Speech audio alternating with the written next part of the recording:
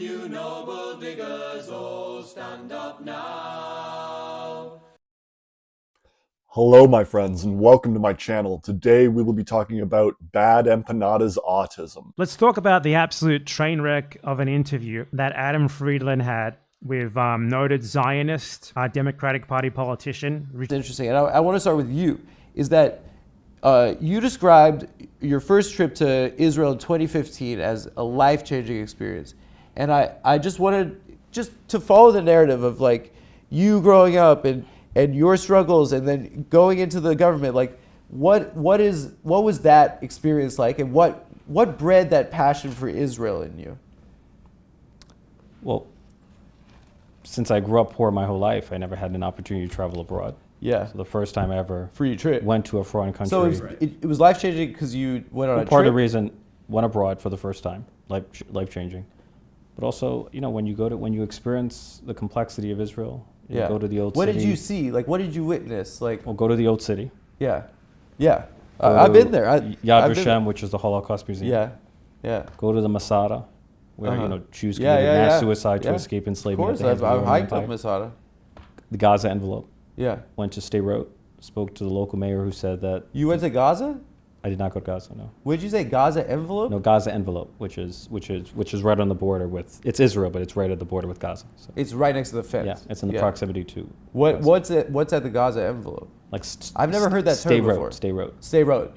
With the rockets. Yeah. Going in. Yeah. Yeah. How far is Stay Road from Gaza? It's like a mile or something. Yeah, within a mile. Yeah. It's right next to it. Yeah, striking proximity. Tough. Yeah. It's a small place. Instead of Jews, but more poor than No others. one's saying any. What happened? You went to the beach in Israel? What, you went to a restaurant or something? Yeah. A nice restaurant? No. Like, listen. Never even been to the Tel Aviv Pride Parade. A kippah, to display a Star of David, to be proudly and visibly Jewish, without fear of harassment or intimidation or violence. Well, I mean, the freedom to be who we are is like fundamental for all of us. well, I think that from where I'm sitting, Israel might be a threat to that. And you know, you have that view, but others have. Why would the Israeli government, Hamas wants to eradicate the Jewish people and the Jewish state? Is that right? That's what Hamas has said, yeah. Okay, then why would they directly give Hamas money, literally bags of cash in suitcases through the Qataris, nearly, I think over $1 billion in cash during this last 17 years? That's a fair point. Or BadEmpanda, Brandon Sutton, and Adam Friedland. I was busy converting NBA edits into political cartoons this morning, and I saw BadEmpanda say that Adam Friedland did a terrible job eviscerating Richie Torres. And what the fuck, BadEmpanda, right? I am a huge BadEmpanda stan. He's a smart guy, right? He has argued, very well over the years, and, fearlessly, and from the same viewpoint always. But this is fucking ridiculous, right? This is autistic. Adam Friedland, let's just listen to some of his criticisms, right? His arguments were bad. Swing and a miss. Right? He won. He showed Torres to be a psychopath, right? What are you talking about? His arguments are bad. He won, right? That it's journalistic malpractice. Swing and a miss. Right? He's not a journalist. He's a fucking comedian, right? And what's he supposed to do? Beat this guy in a debate, right? Like you want, right? He wants Norman Finkelstein, he said. BadEmpanda said, you should have ambushed him with Norman Finkelstein. Swing and a miss. You fucking autistic rube, right? God damn it. Norman Finkelstein, most people think Destiny beat him. Most people are retarded, right? Retarded. So no, Adam Friedland did the best that he could there, and probably better than most people. And Torres is fucked because of it. And Torres is a symbol, right? It will instill fear into those corporate Democrats. Literally shut the fuck up on this one, BadEmpanda. Big fan though. Brandon Sutton on the Majority Report also said something interesting that I'm going to leave this with.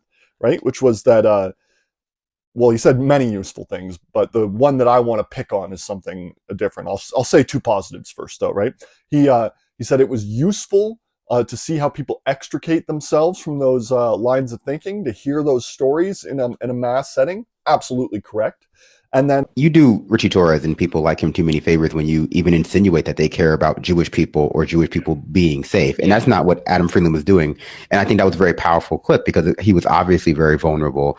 And like, it's important to hear about these experiences and how people, extricate themselves from these sorts of ways of thinking. But Richie Torres, most Zionists, like their care for Jewish people is more about the care for the power that invoking Jewish people's identity and like that collective.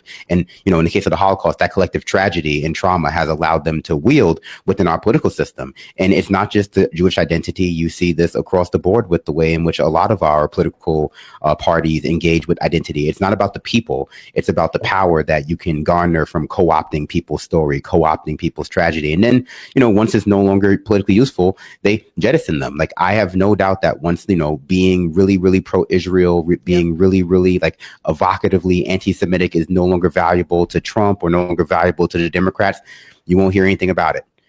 And the anti-Semitism that has arose as a result of their actions will be something that they don't take responsibility for. They have no solution for. They'll maybe go on TV and chastise people about it, but there'll be no structural solution or acknowledgement of how we got to this point or their role in against it. And then he was talking about how his Adam's invocation of his Jewishness destroys the power of those who invoke Jewishness to be fascistic, right? But what he messed up was that at the end he said, once no longer useful, the Judaism, the Zionism will just be jettisoned, right? That makes it sound like it's reactive. This is a plan, right? These WASPs knew.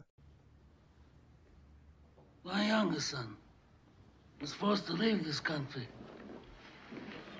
because of this Salazzo business. All right, I have to make arrangements to bring him back here safely, clear of all these false charges. But I'm a superstitious man. And if some unlucky accident should befall him, if he should get shot in the head by a police officer, or if he should hang himself in his jail cell, or if he's struck by a bolt of lightning, then I'm going to blame some of the people in this room. And that I do not forgive. They knew a long time ago that what Israel was up to, and they decided to make them the fall guy, right? Anti-Semitism is to the benefit of a white Anglo-Saxon world empire. And so it just happens to come back. I do not believe in a global Jewish conspiracy. I believe in wealth. I believe in power. I believe in dynasties. And the only wealth, power, and dynasty that matters, the only decision makers on earth, are these freaking white Anglo-Saxon Protestants. Have a nice day. A different view. Why are we still having this interview? This is exhausting.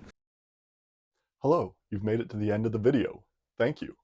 This channel has one mission: to prevent civilizational collapse associated with climate change, to prevent 100 million refugees by 2035, to stop 7 billion from starving to death by 2075. And we will do this through one main vehicle. We mean to unite the Anglosphere. We will do this by convincing the Commonwealth of His Majesty King Charles III to apply for statehood as one. And then with this new power, we will be able to negotiate in good faith with the rest of the world on how to tackle this crisis.